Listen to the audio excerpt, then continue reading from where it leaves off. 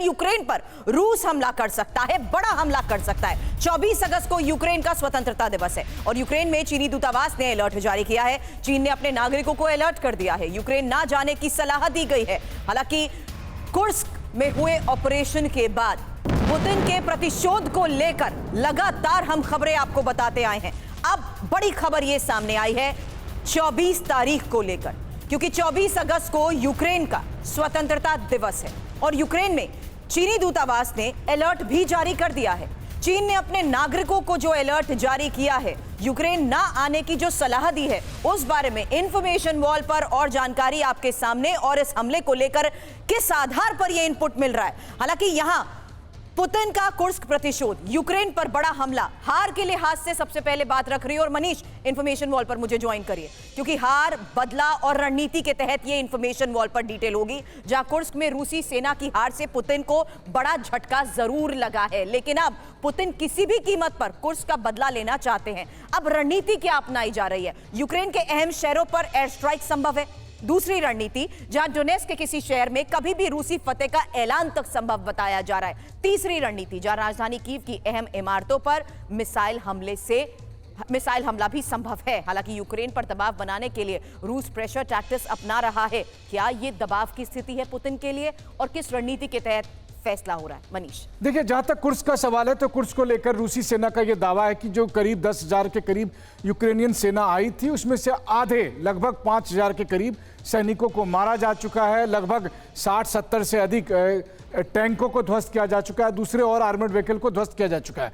लेकिन हाँ, रूस का बदला होगा, रूस एक्शन लेगा, और ये बात केवल हम और आप नहीं कह रहे, ये बात चीन भी कह रहा है। चीन के एम्बेसी ने अलर्ट जारी किया, अमेरिका के एम्बेसी ने अलर्ट जारी किया। अमेरिका ने अपने नागरिकों से कहा कि अभी आप यूक्रेन मत आइए। और ऐसी स्थिति में, जबकि कल यूक्रेन का स्वतंत्रता दिवस है, तो ऐसी आशंका है कि रूस अगले 24 घंटे में कीव पर बड़ा हमला करेगा। और इसीलिए चीन ने अपने नागरिकों से भी कहा है कि आप मत आइए, और जो लोग यहाँ हैं वो शेल्टर तलाश लीजिए। हो सकता है, मैं ये गेस कर रहा हूं आपको, हो सकता है कि पुतिन ने सोचा होगा कि चूंकि प्रेसिडेंट जेलेंस्की से मिलने अभी प्राइम मिनिस्टर मोदी गए हैं, और ये भारत के संदर्भ में ये एक बड़ी यात्रा है, तो भारत और रूस की दोस्ती को देखते हुए उन्होंने आज तक ये हमला नहीं किया। लेकिन कल ये हमला कर सकता है, क्योंकि आखिरकार रूस अपना बदला लेगा, रूस पलटवार कर रहा है। और ऐसे में हो सकता है कि प्रधानमंत्री मोदी आज शाम में, लिहाज से भी समझा जा सकता है, जहां युद्ध क्षेत्र में लगातार एयर रेड अलर्ट बजते रहते हैं, लेकिन आज सुबह आपने एक खबर दी कि वहां पर ऐसी स्थिति है कि कोई सायरन भी नहीं बज रहे आज। बिल्कुल सही कहा आपने। देखिए, आज एक अप्रत्याशित शांति है।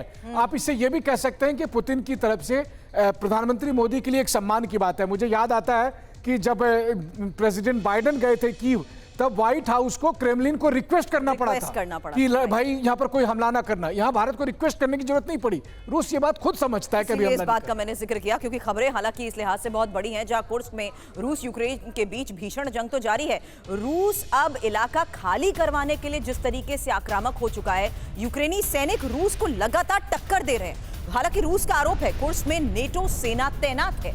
अब नेटो के सहयोग से अगर इस पूरे ऑपरेशन को अंजाम दिया गया है, तो रूस बड़े दावे इस लिहाज से ही कर रहा है और आरोप लगा रहा है कि कुर्स्क में नेटो सेना तैनात है।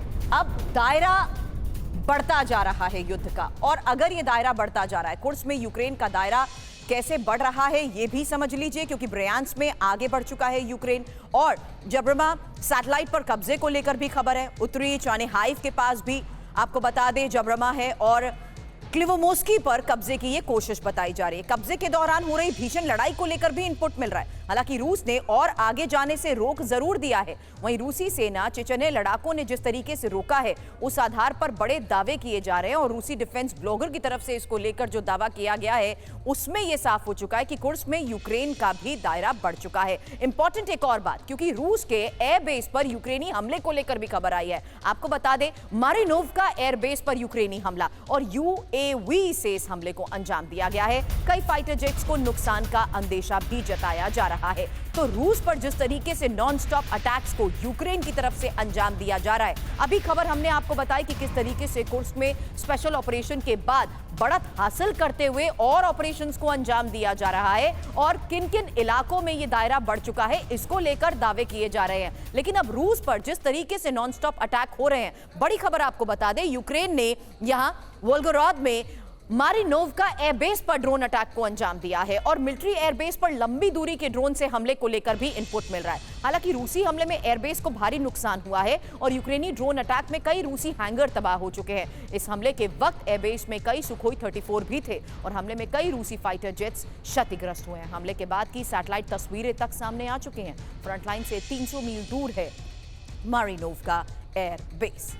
अब वोल्गोराद के मारिनोव्का एयरबेस की हमले के पहले की सैटेलाइट तस्वीर आपके सामने रखेंगे, जिसमें एयरबेस पर 14 सुखोई 24 फाइटर जेट और 15 सुखोई 34 यहां पर साफ नजर आ रहे हैं। अब ये तस्वीर आपके सामने हमले से पहले की, लेकिन अब सैटेलाइट तस्वीरें हमले को अंजाम देने के बाद भी सामने आई हैं।